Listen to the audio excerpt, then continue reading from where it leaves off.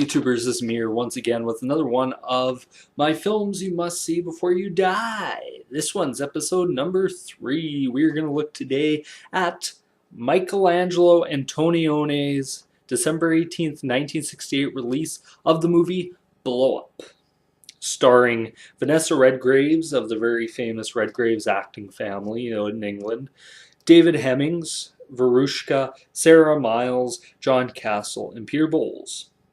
Now this film budget was $1.8 million, features the Yardbirds in a song Stroll On, produced by Carlos Ponti, who also directed produced Dr. Zhivago, and Pierre Rouvet. Now the plot of this movie is, while taking photos in a park, a young photographer unknowingly photographs a murder. He sets out to uncover who did it and to find out why. Now, this movie starts out in a very weird way. It opens with an artist troupe of mimes driving around, and they scare nuns, which is actually quite a funny scene if you look at it. You just see the nuns, they look at him and they run away, pretty much run away to a cop or whatever. And then it goes off into a bit of stuff like David Hemmings, and then it shows him he's a photographer, and then there's the Verushka photo shoot in a dress with no sides. It's very sexual in nature and very risque scenes, I'd say, for 1966, because I don't think a lot of the laws in that around censorship was, which is kind of weird because you think about it, in 1966 you didn't see too much of what you did see in this movie. Highly energetic and fast-paced as he photographs her, just like a very energetic, fast-paced scene. He's just moving around really fast, and David Hemming just seems natural in that role of the photographer. He feels like he fits in this. It's casted well.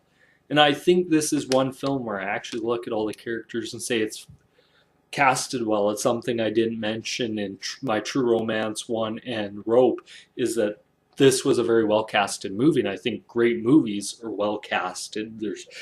Everyone seems to fit. His second shoot is more physical. He's more irritated in nature and a lot more artistic photo shoot, like it's being shot for a magazine or something. And the weird costumes and makeup just really must be pretty artsy-fartsy for me, because I look at it and I'm like, wow, that's some of these costumes. What were they thinking? He then goes to a antique shop, punts around, can't find anything he wants, goes into the park and starts photographing. And then he starts photographing a woman and a man in the park. And I like the fact of the lack of music in this. Like, I didn't really realize it until I started watching some of these movies. Some of the best movies don't really need. You see, like nowadays, you'll have parts where it's like they put music in.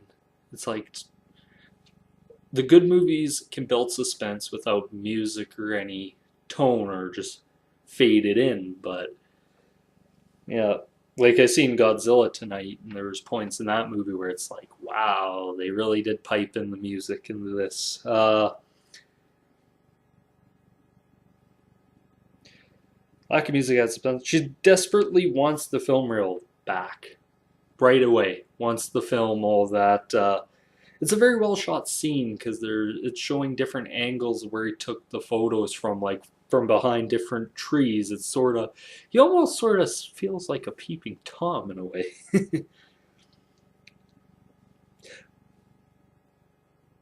Vanessa Redgraves and David Hemming act very well in this. Like, it's act very well together, and the subtle music add, like it's not like music where it'll be quiet 1 second, then a shitload of music all of a sudden blaring at you. It's just a very subtle in the background, not really much, and it sort of lightens the mood in the movie in a way.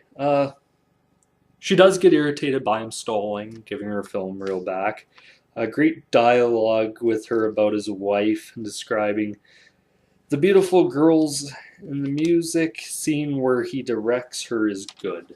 Like where they're listening to music and she's like beating along to the music, and then all of a sudden he's like, wait, wait, wait. No, go against the grain of the music. And it's actually sort of feels like, oh, she's starting to get intense. She attempts to run off with the camera, but is caught and removes her shirt and he agrees to cut the film. She leaves with the fake film. Which, even though I love this about this movie, is that, especially about this scene, is that she didn't have to strip naked for it to feel like it's one of those where even in '66, like there was not really much nudity, and it worked. Like just the fact she was there and her tits were covered, all that. Well, looking at photos of her, he sees something and becomes obsessed with finding out what it is and what it is.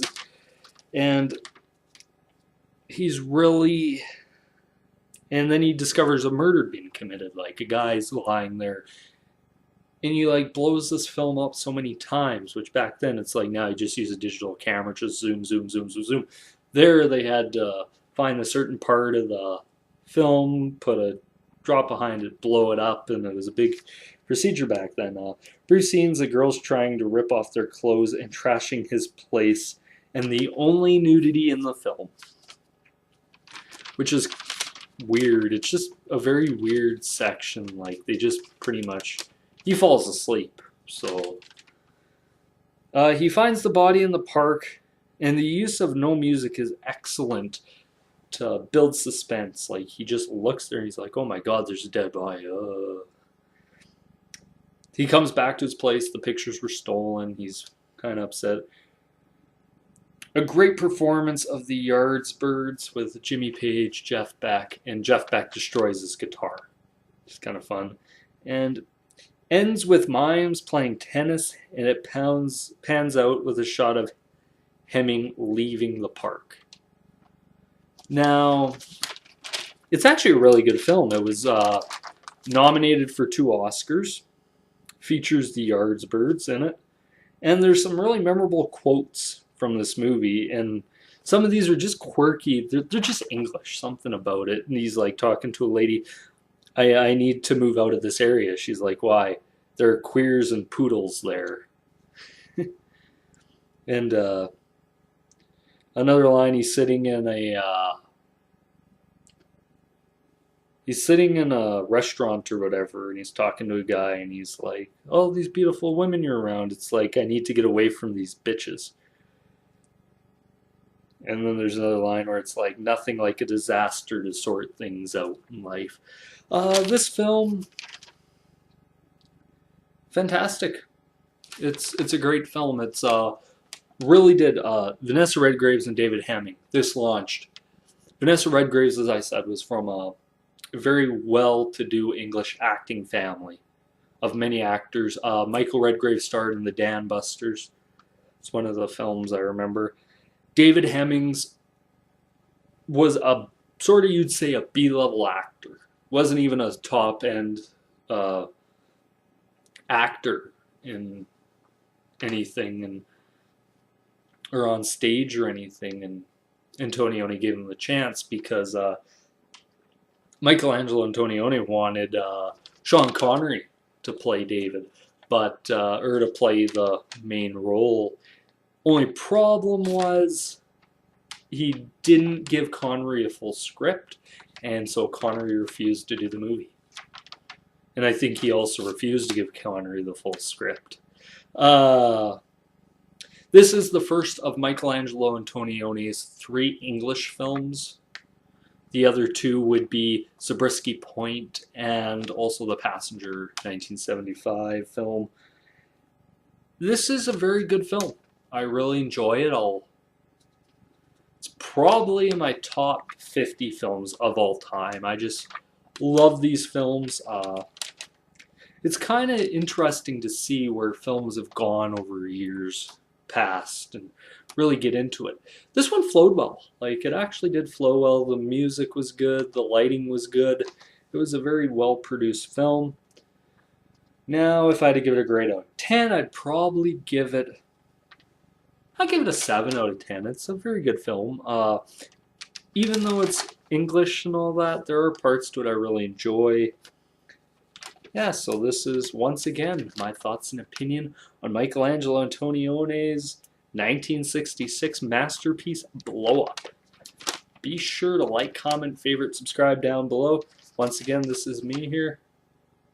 Peace.